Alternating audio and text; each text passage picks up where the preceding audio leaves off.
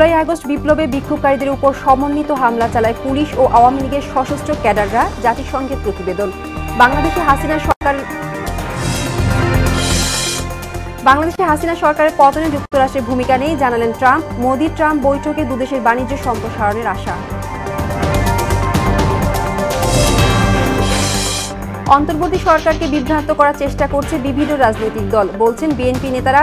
সংস্কার শেষে দ্রুত নির্বাচনের তাগিদ। এবং ভালোবাসা দিবসে ফাল্গুনের রঙের ঢেউ বইমেলায় তরুণ তরুণীর উপস্থিতিতে সবখানে প্রাণের জয়গান, শিশু প্রহরেও নতুন আবহ।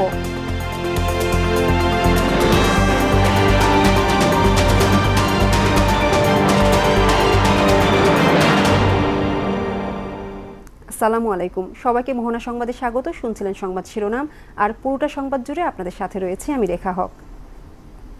এবার বিস্তারিত। পুলিশ আর আওয়ামী লীগের সশস্ত্র সমর্থকেরা মিলে জুলাই আগস্টে ছাত্র জনতার আন্দোলনে বিক্ষোভকারীদের উপর হামলা চালিয়েছিল। যুবলীগ ছাত্রলীগের ক্যাডাররাও অংশ নেয় গণহত্যায়। জাতিসংঘের প্রতিবেদনে বেরিয়ে এসেছে এমন চাঞ্চল্যকর সব তথ্য। বিক্ষোভকারীদের দমনে পূর্ব পরিকল্পিতভাবে এসব ঘটনা ঘটানো হয়েছে বলেও দাবি করা হয়েছে প্রতিবেদনে। বিস্তারিত জানাচ্ছেন মোহাম্মদ ওয়ালিউল্লাহ। সীমাহীন অনিয়ম, দুর্নীতি আর দুঃশাসনের বিরুদ্ধে ফুঁসে ওঠে বৈষম্য বিরোধী ছাত্র জনতা। জুলাই আগস্টের নজিরবিহীন গণ অভ্যুত্থানের মুখে পতন হয় টানা 16 বছর ক্ষমতা আঁকড়ে থাকা স্বৈরাচারী শেখ হাসিনার সরকার। 5 আগস্ট ভারতে পালিয়ে যেতে বাধ্য হন তিনি। পালিয়ে যাওয়ার আগে ক্ষমতায় থাকতে সর্বোচ্চ চেষ্টা করেছিলেন শেখ হাসিনা। ছাত্র জনতাকে প্রতিহত করতে রাজপথে পুলিশের পাশাপাশি নামানো হয় আওয়ামী লীগের সশস্ত্র ক্যাডারদের। বিক্ষোভকারীদের উপর হামলা চালায় পুলিশ। আওয়ামী লীগ, যুবলীগ, ছাত্রলীগের ক্যাডাররাও অংশ নেয় নির্বিচার গণহত্যায়। চাঞ্চল্যকর এসব তথ্য বেরিয়ে এসেছে জাতিসংঘের মানবাধিকার বিষয়ক হাইকমিশনারের দপ্তরের তথ্য অনুসন্ধানী প্রতিবেদনে। উঠে এসেছে কবে, কখন, কোথায় পুলিশের পাশাপাশি দলীয় ক্যাডারদের মাঠে নামানো হয়। প্রতিবেদনে বলা হয়, বিক্ষোভ যতই এগিয়েছে রাষ্ট্রীয় নিরাপত্তা বাহিনী তত বেশি করে আওয়ামী লীগের সশস্ত্র সমর্থকরা বিক্ষোভ দমনে ঝাঁপিয়ে পড়ে। প্রতিবেদনে আরও বলা হয়, অনেক অভিযানে আওয়ামী লীগের সশস্ত্র সমর্থকেরা পুলিশের সঙ্গে সারিবদ্ধভাবে দাঁড়িয়েছিলেন কিংবা পুলিশের সারির পেছনে অবস্থান নিয়েছিলেন। অনেকের হাতে ছিল লাঠি, সোঁটা, ইটপাটকেল ও আগ্নেয়াস্ত্র। আপাতদৃষ্টে পূর্ব পরিকল্পিতভাবে এসব করা হয়েছে। বাংলাদেশ পুলিশের পক্ষ থেকে ও HCHRকে 95 জন পুলিশ সদস্য, আওয়ামী লীগ বা আওয়ামী লীগের অনুমোদিত সংগঠনের সদস্যের নাম এবং কার্যক্রম সম্পর্কে তথ্য সরবরাহ করা হয়েছে। তাদের মধ্যে 10 জন তখন সংসদ সদস্য ছিলেন। তালিকায় আওয়ামী লীগের স্থানীয় নেতা 14 জন, এছাড়া যুবলীগের 16 নেতা, ছাত্রলীগের 16 নেতা এবং পুলিশের 7 সদস্যের নাম রয়েছে। মোহাম্মদ ওয়ালিউল্লাহ, মোহনা সংবাদ। ক্ষমতাচ্যুত শেখ হাসিনার বিচার করতে না পারলে দেশের মানুষ ক্ষমা করবে না বলে মন্তব্য করেছেন বাংলাদেশের অন্তর্বর্তী সরকারের প্রধান উপদেষ্টা অধ্যাপক মোহাম্মদ ইউনূস। এ সময় আওয়ামী লীগ সরকারের গুরুত্বপূর্ণ ব্যক্তিদের বিচারের আওতায় আনা হবে। ওয়ার্ল্ড গভর্নমেন্ট সামিটে অংশগ্রহণের জন্য দুবাই সফরে থাকা প্রধান উপদেষ্টা বৃহস্পতিবার সংযুক্ত আরব আমিরাত ভিত্তিক সংবাদ মাধ্যম দ্য ন্যাশনালকে দেয়া এক সাক্ষাৎকারে এসব কথা বলেন। প্রধান উপদেষ্টা বলেন, সাবেক প্রধানমন্ত্রী ও তার জ্যেষ্ঠ কর্মকর্তাদের খুঁজে বের করে দেশে ফিরিয়ে আনা হবে, তাদের আইনের মুখোমুখি করা হবে। এবার মোদি ট্রাম্প বৈঠক প্রসঙ্গ। যুক্তরাষ্ট্রে সফররত ভারতীয় প্রধানমন্ত্রী নরেন্দ্র মোদীর সঙ্গে বৈঠক করেছেন মার্কিন প্রেসিডেন্ট ডোনাল্ড ট্রাম্প। বৈঠকে দুই দেশের মধ্যে পারস্পরিক সমঝোতার ভিত্তিতে লাভজনক বাণিজ্য চুক্তি সম্পর্কে আলোচনা হয়েছে। এদিকে বাংলাদেশে আওয়ামী লীগ সরকারের পতনে যুক্তরাষ্ট্রের কোনো ভূমিকা নেই বলে সাফ জানিয়েছেন ট্রাম্প। কাজী শাহরিনের ডেস্ক রিপোর্ট। ভারতীয় প্রধানমন্ত্রী নরেন্দ্র মোদীর সঙ্গে বৈঠক করেছেন মার্কিন প্রেসিডেন্ট ডোনাল্ড ট্রাম্প। স্থানীয় সময় বৃহস্পতিবার যুক্তরাষ্ট্রের হোয়াইট হাউসের ওভাল অফিসে সাক্ষাৎ করেন এ দুই নেতা। এরপর যৌথ সংবাদ সম্মেলনে দুই দেশের বাণিজ্য সম্পর্ক আরও মজবুত করার আশাবাদ ব্যক্ত করেন মোদী।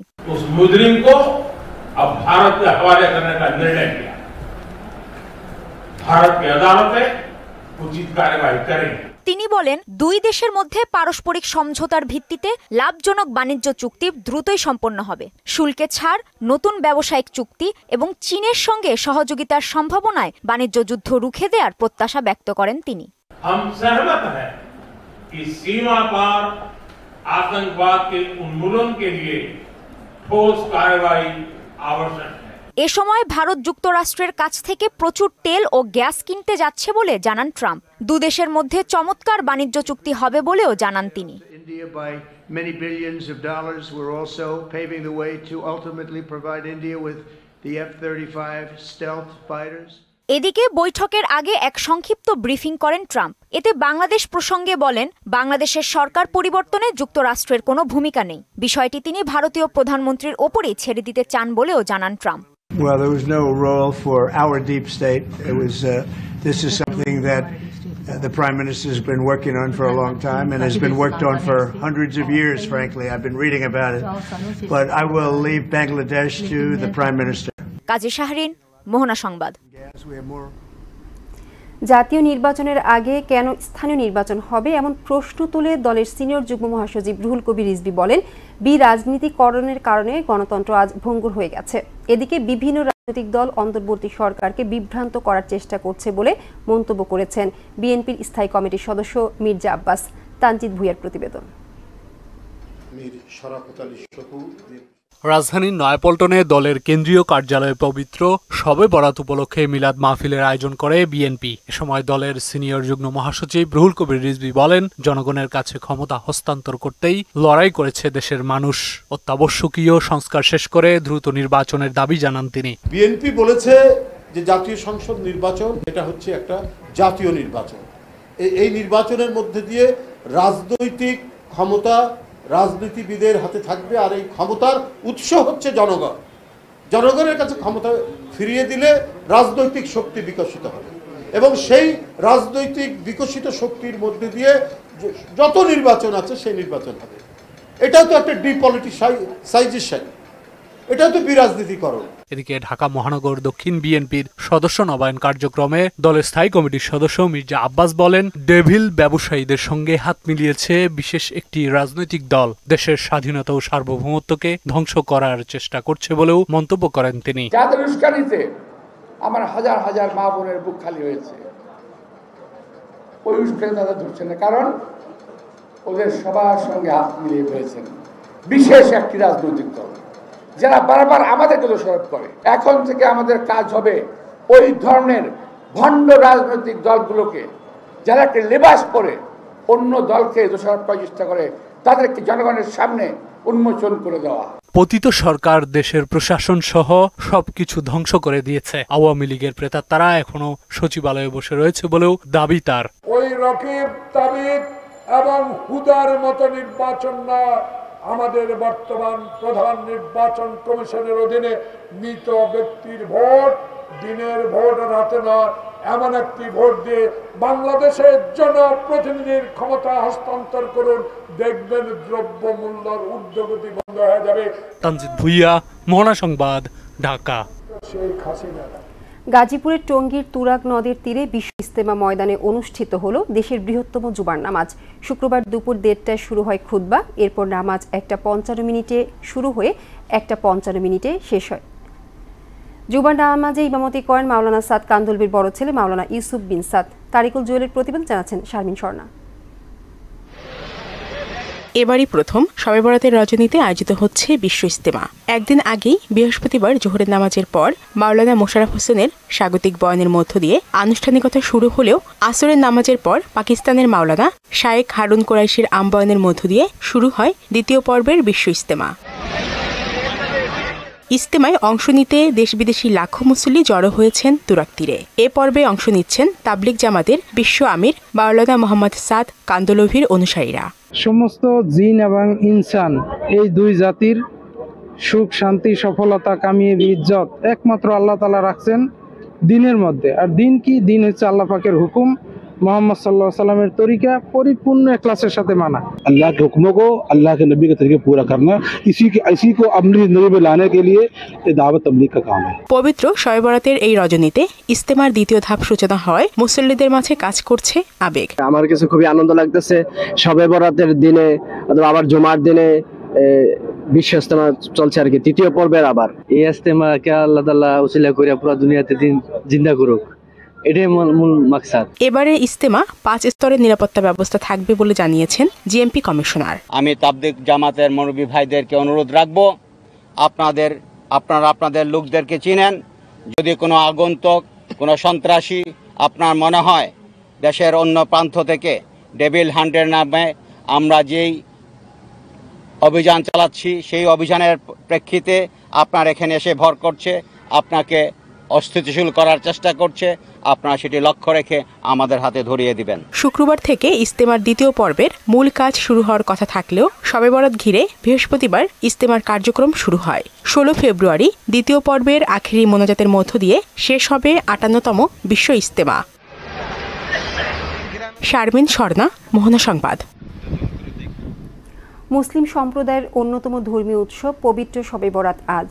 হিজরি সালে শাবান মাসের 14 তারিখ দিবাগত রাতটি মুসলমানরা শবে বরাত বা সৌভাগ্যের রজনী হিসেবে পালন করে থাকেন। রাতটি লাইলাতুল বরাত হিসেবেও পরিচিত। দিনটি উপলক্ষে বাণী দিয়েছেন প্রধান উপদেষ্টা প্রফেসর মোহাম্মদ ইউনূস। এতে বাংলাদেশ সহ বিশ্বের মুসলিম জনগোষ্ঠীকে আন্তরিক মোবারকবাদ জানিয়েছেন তিনি। বলেন, এই সৌভাগ্যময় রজনী মানব জাতির জন্য বয়ে আনে মহান আল্লাহ রাব্বুল আলামিনের অশেষ রহমত ও বরকত। পবিত্র শবে বরাতকে কেন্দ্র করে রাজধানীর বাজারগুলোতে বেড়েছে ক্রেতা সমাগম। তবে বাজারে এখনও সহজলভ্য হয়নি সয়াবিন তেল, দাম বেড়েছে বিভিন্ন মশলার। পাশাপাশি গরু, খাসি, মুরগির বাজারও রমজানকে সামনে রেখে চড়তে শুরু করেছে। চাহিদা কম থাকলেও মাছের বাজার চড়া। এমআর আসাদের রিপোর্ট। পবিত্র শবে বরাত আজ মুসলিম ধর্মাবলম্বীদের জন্য বিশেষ এদিন। এই দিনটিকে পরিবারের সবার সঙ্গে পালন করতে রান্নায় প্রয়োজন হয় বিশেষ সদাইয়ের, আর তাই রাজধানীর বাজারে ভিড় বেড়ে যায় ক্রেতাদের। বাজারে সয়াবিন তেলের সংকট এখনো কাটেনি। ব্যবসায়ীদের সঙ্গে বৈঠকে এর সমাধান খুঁজতে সরকারের প্রতি আহ্বান জানিয়েছেন দোকানিরা। তেল নাই, বেচতেছি না, বেচতে পারতেছি না, কোত্থেকে দিব? আমাদের কাছে থাকলে আমরা দিব। অনেক বড় লোক কাস্টমার যায় সয়াবিন তেল চায়, যে না সয়াবিন তেল তো আমাকে দেয় না, কোম্পানি সাপ্লাই নেই। এই ব্যাপারে আমি সরকারের কাছে একবার অনুরোধ করবো যে সয়াবিন তেলের ব্যাপারটা নিয়ে সরকার যেন একটা আলাদা ব্যাপারটা উদ্যোগ নেয়। বেড়েছে সব রকম মশলার দাম। ছোলা আর বিভিন্ন পদের ডালের দাম আপাতত কমলেও সরবরাহ ঘাটতি থাকলে আবারও বাড়তে পারে। মশলা আইটেম এলাচির দাম একবার অন্য ঊর্ধ্বগতির দিকে, যেখানে মনে করেন সর্বনিম্ন যদি আপনার ছোট মানে এলাচ হয় তাও আপনার মনে করেন 47-48 টাকার নিচে না। 1 কেজি এলাচ 5200 টাকা, 5000 টাকা। এটা মানে আমার মধ্যবিত্ত পরিবার কোন কিংবা নিম্নবিত্ত পরিবার এর জন্য অসম্ভব। ভিড় দেখা যায় মাংসের দোকানে। ব্রয়লার আর খাসির মাংসের দাম কিছুটা বাড়লেও বেশি বেড়েছে গরুর মাংসের দাম। ডিমের দাম স্থিতিশীল। হাঁসের ডিম 240, লাল ডিম 230, সাদা ডিম 125। গরু মাথা হলো 500 টাকা কেজি, কলিজা হলো 700 টাকা কেজি, আর ভুড়ি হলো 350 টাকা কেজি, আর ফ্যাপসা 400 টাকা, মগজ 400 টাকা পিস। আগে আমরা কিছু কম বেচছিলাম, এখন মনে করেন তেলের টাইম আছে, সবরাতের টাইমে 750। দাম একটু খালি ব্রয়লার বাড়ছে, আর অন্য কিছু বাড়ে নাই। এই সপ্তাহ চলতেছে আপনার দেশিটা 550 টাকা কেজি। অরিজিনাল কক যেটা, এটা হলো 270 টাকা 75 টাকা বাজার, আমরা 300 টাকা বিক্রি করতেছি। আর সোনালী মান্ডি একটা হাইব্রিড আছে, এটা হলো 255 টাকা কিনা, 280 টাকা বেচতেছে। চাহিদা কম থাকলেও কমেনি মাছের দর। তবে রমজান মাসকে কেন্দ্র করে সামনের সপ্তাহ থেকে কেনা বেচা বাড়বে, এমনটাই আশা ব্যবসায়ীদের। এমআর আসাদ, মোহনা সংবাদ, ঢাকা। এবার বইমেলার মোহনায়।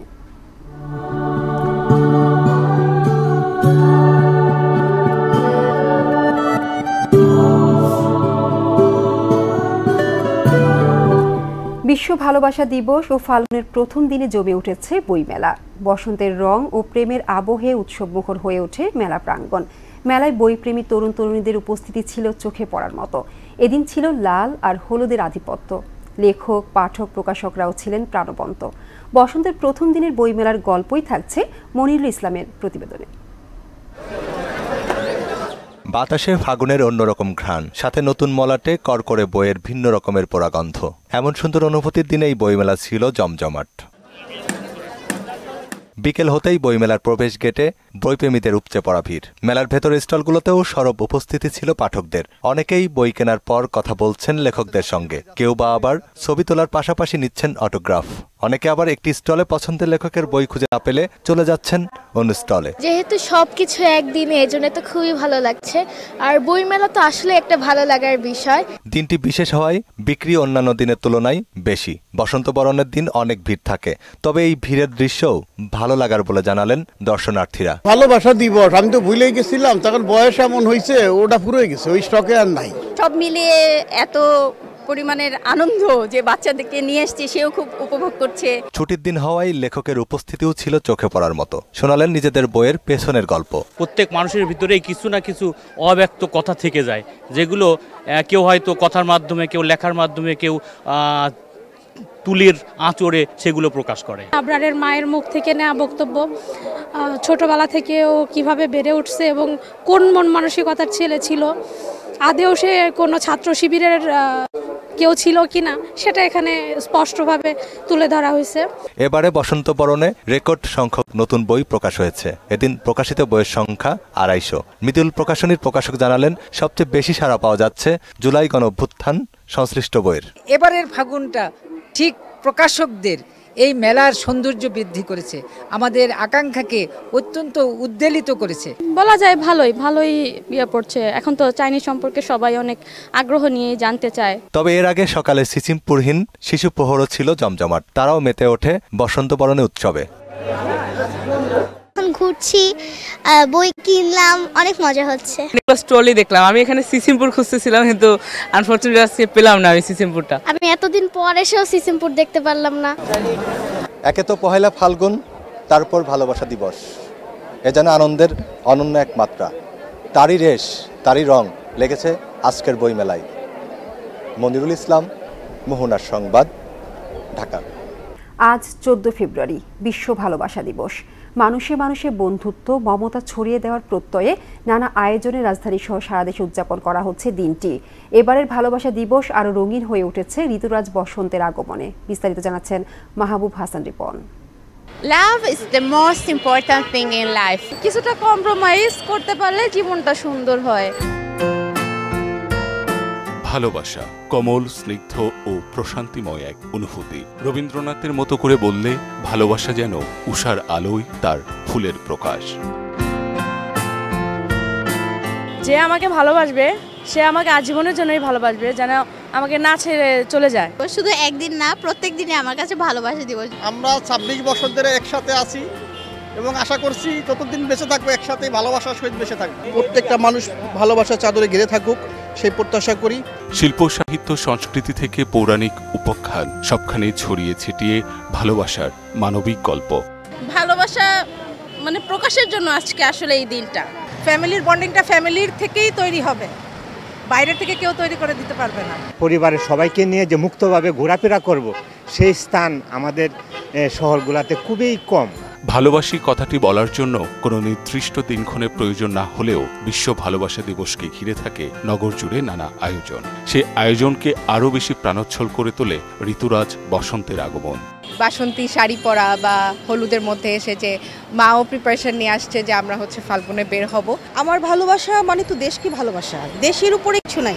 অনেক প্রেমিক প্রেমিকাই আছেন ভালোবাসার জন্য, ভালোবাসার মানুষের জন্য যারা সর্বোচ্চটুকু ত্যাগ করে ঠাঁই করে নিয়েছেন ইতিহাসে। তাদেরই একজন সেন্ট ভ্যালেন্টাইন্স, যার জীবন উৎসর্গের স্মৃতিকে ঘিরে বিশ্বব্যাপী উদযাপিত হয়ে আসছে বিশ্ব ভালোবাসা দিবস বা ভ্যালেন্টাইন্স ডে। আমি খুব বেশি মিস করি আমার মাকে। আমার মা প্রায় 6 বছর যাবৎ মারা গেছে, বাট বাবা খুব বেশি আদর করে। তার রাজকন্যা যেমন ছিলাম এখনো আছি। এক আশ্চর্য সম্পদ, এক ক্ষয়হীন আশা, এক মৃত্যুহীন মর্যাদা।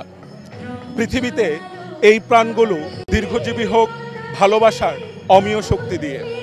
সমস্ত হিংসা বিদ্বেষ ভুলে একটি মানবিক, সাম্য এবং ভালোবাসার ভূখণ্ড প্রতিষ্ঠিত হোক, এমনটি প্রত্যাশা এখানে অংশগ্রহণ করা সাধারণ নাগরিকদের। মাহবুব হাসান রিপন, মোহনা সংবাদ, ঢাকা। আবারও দেশের বাইরের খবর।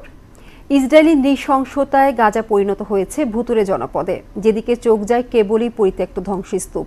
ঘরবাড়ি, রাস্তাঘাট, হাসপাতাল থেকে শুরু করে পয়ঃনিষ্কাশন ব্যবস্থা কিছুই অবশেষ নেই। ইসরায়েলি হামলায় শিক্ষা খাতেরও ব্যাপক ক্ষয়ক্ষতি হয়েছে। বিশেষজ্ঞরা বলছেন গাজা পুনর্নির্মাণে $4,000 কোটি খরচ হতে পারে। বিস্তারিত কাজী শাহরিনের প্রতিবেদনে। এটি একটি বিশাল ধ্বংসস্তূপ।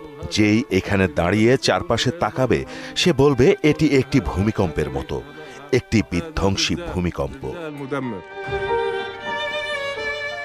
টানা 15 মাসের ইসরায়েলি ধ্বংসযজ্ঞে ফিলিস্তিনের গাজা পরিণত হয়েছে মৃত্যুপুরীতে। বাড়িঘর, হাসপাতাল কিংবা স্কুল কলেজ কোনো কিছুরই অবশিষ্ট নেই। একতরফা হামলায় উপত্যকার অবকাঠামোগত যে ক্ষতি হয়েছে তা এক কথায় অকল্পনীয়। সংঘাতের অবকাঠামোগত ক্ষয়ক্ষতির অনুমান করা যায় জাবালিয়ার একটি মহল্লার 2 সময়ের ছবি দেখলে। একটি সংঘর্ষের আগে এবং আরেকটি পরের ছবি। জাতিসংঘের স্যাটেলাইট সেন্টারের পরিসংখ্যান বলছে ডিসেম্বরের শুরুতে গাজার 69% ভবন ও স্থাপনা পুরোপুরি এবং রাস্তাঘাটের 68% ক্ষতিগ্রস্ত বা ধ্বংস হয়েছে। 50% হাসপাতাল এখন বন্ধ, বাকিগুলোতে চলছে আংশিক সেবা। যেগুলোর কার্যক্রম চলমান তাতেও নেই কোনো ভালো মানের যন্ত্রপাতি। জাতিসংঘের হিসাব অনুযায়ী গাজায় ইসরায়েলি হামলায় 1000-এরও বেশি স্বাস্থ্যকর্মী নিহত হয়েছেন, ফলে দক্ষ কর্মীরও সংকট দেখা দিয়েছে। ইসরায়েলি তাণ্ডবে অঙ্গ হারিয়েছেন হাজার হাজার মানুষ। সুচিকিৎসার অভাবে তারা রয়েছেন মৃত্যু ঝুঁকিতে। আমরা এই হাসপাতালে ভালো মানের চিকিৎসা দিতে পারছি না। এখানে দীর্ঘ সময় ধরে ওষুধের অভাবও রয়েছে। বিদ্যুতের জন্য ব্যবহৃত জ্বালানিও ফুরিয়ে গেছে, তাই আমাদের ফোনের ফ্ল্যাশলাইট ব্যবহার করে অন্ধকারে কাজ করতে হয়। এমন পরিস্থিতিতে অস্ত্রোপচার করা অনেক কষ্টের। 100 বছরের আগ্রাসনে গাজার শিক্ষা খাতেরও ব্যাপক ক্ষতি হয়েছে। জুলাই মাসের মাঝামাঝি থেকে হামাস যোদ্ধাদের লক্ষ্য করে 49টি স্কুল ভবনে হামলা চালিয়েছে ইসরায়েল। এতে যে ক্ষতি হয়েছে তাতে শিক্ষা ব্যবস্থা কবে নাগাদ স্বাভাবিক হবে তারও ঠিক ঠিকানা নেই। এসবের বাইরে উপত্যকার গ্যাস, পানি, বিদ্যুৎ এবং স্যানিটেশন ব্যবস্থারও ধ্বংস হয়ে গেছে। বিভিন্ন উপাত্ত বলছে গাজার অবকাঠামো পুনর্নির্মাণই হবে সামনের বছরগুলোর অন্যতম চ্যালেঞ্জ। জাতিসংঘের ধারণা অনুযায়ী গাজা পুনর্গঠনে কম করে হলেও 40 থেকে 50 বিলিয়ন বা $4,000 কোটি খরচ হতে পারে। কাজী শাহরিন, মোহনা সংবাদ। শেষ করব মোহনা সংবাদ। যাবার আগে সংবাদ শিরোনামগুলো জানিয়ে দিচ্ছে আরো একবার।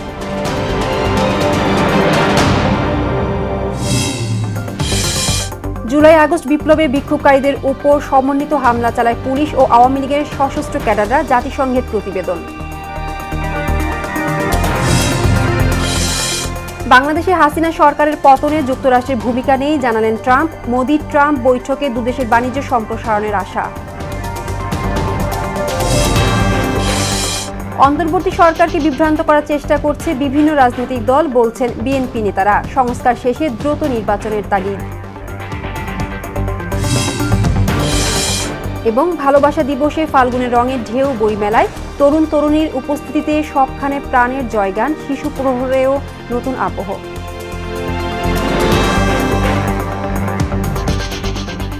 এই ছিল মোহনা সংবাদের। পরবর্তী সংবাদ রাত 11টায়। মোহনার সবশেষ খবর জানতে ভিজিট করুন www.mohana.tv। সংবাদ দেখতে পান ফেসবুক ও ইউটিউবেও। এতক্ষণ সঙ্গে থাকার জন্য ধন্যবাদ।